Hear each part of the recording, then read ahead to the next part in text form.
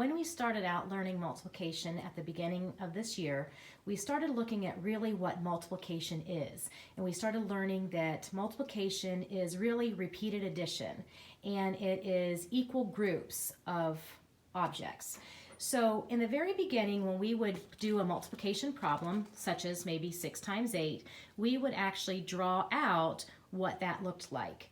And we learned that that multiplication symbol can really be replaced with the words groups of or rows of.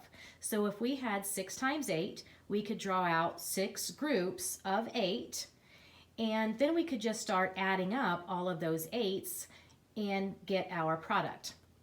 We also learned that we could turn those numbers around. We call it the turnaround rule. As the kids get older, they'll learn that that is called the commutative property in multiplication, but we just call it the turnaround rule in 3rd grade, and we know that we can turn 6 times 8 around into 8 times 6 and actually have 8 groups of 6. So in the beginning of the year, we would have drawn that out so that we could see what that looks like, and then we could just start adding those together. And of course, boys and girls would do things like clump together some of those, like put together 6 and 6 to make 12, and then another 6 and 6 to make 12, and then double those up. 12 and 12 is 24. And so they'll start grouping those into easier numbers to add.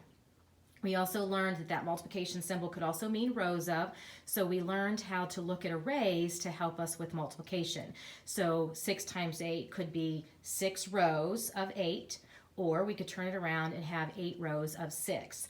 And then those arrays, we could start, kind of skip counting and even group some of those rows up together as we're counting them up to get our final product. So in the beginning of the year, this is what we were doing with multiplication. It was a long and tedious process, but it was necessary for us to really learn what multiplication is all about.